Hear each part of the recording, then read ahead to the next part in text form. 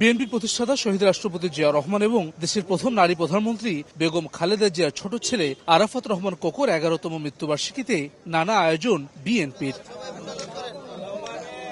শনিবার সকালে রাজধানী বনানী কবরস্থানে আরাফাত রহমান কোকোর কবর জিয়ারত করেন বিএনপির সিনিয়র যুগ্ম মহাসচিব রুহুল কবির রিজভী। এ সময় রাজনীতি না করেও শুধু জিয়া পরিবারের সদস্য হয় আরাফাত রহমান কোকো নিপীড়নের শিকার হয়েছেন অভিযোগ করে রিজভী বলেন, 111 এবং আওয়ামী লীগ সরকারের শারীরিক ও মানসিক নির্যাতনের কারণে মারা যান কোকো। এ সময় তারেক রহমানের বিরুদ্ধে নির্বাচনী আচরণবিধি লঙ্ঘনের অভিযোগ সম্পূর্ণ মিথ্যা জানিয়ে হাইপার প্রোপাগান্ডা বলে মন্তব্য করেন রিজভী। এটি একটি পরিকল্পিত হাইপার প্রোপাগান্ডার অংশ।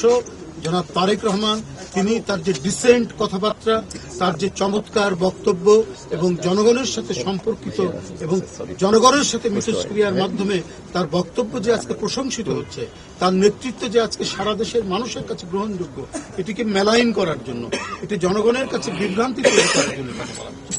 এ গ্রেড ক্লিংকারের কনফিডেন্স সিমেন্ট, বাংলাদেশের হৃদয় জুড়ে। পরে নয়াপল্টনে বিএনপির কেন্দ্রীয় কার্যালয়ে আরাফাত রহমান কোকোর মৃত্যুবার্ষিকী উপলক্ষে দোয়া মাহফিলে যোগ দিয়ে রিজভী অভিযোগ করেন, একটি রাজনৈতিক দল ধর্মকে ব্যবহার করে ভোটে জেতার চেষ্টা করছে, যা নির্বাচনী আচরণবিধির সম্পূর্ণ লঙ্ঘন। ধর্মকে ব্যবহার করে জেতা, মানে ভোটে কাজে লাগানো, এটা তো আচরণবিধির বাইরে যায়। এদিকে দুপুরে গুলশানে দলটির নির্বাচন পরিচালনা কার্যালয়ে সংবাদ সম্মেলন করেন বিএনপি চেয়ারম্যানের উপদেষ্টা ও নির্বাচন পরিচালনা কমিটির মুখপাত্র মাহাদি আমিন।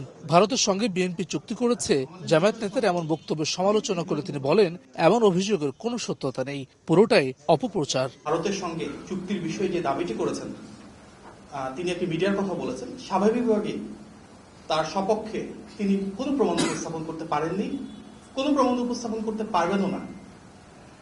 কারণ যে তথ্য মিডিয়া এসেছে বলে তিনি দাবি করেছেন, সেটির ন্যূনতম কোনো বাস্তবতা নাই, ন্যূনতম কোনো সত্যতা নাই। এ সময় তিনি জানান, শনিবার রাতে চট্টগ্রাম যাচ্ছেন তারেক রহমান। রোববার চট্টগ্রাম সহ 4 জেলায় জনসভায় বক্তব্য দেবেন বিএনপি চেয়ারম্যান। বিতর্ক তৈরি করার জন্য এটি একটি রাজনৈতিক অপকৌশল। হাসান ওয়ালি, সময় সংবাদ, ঢাকা।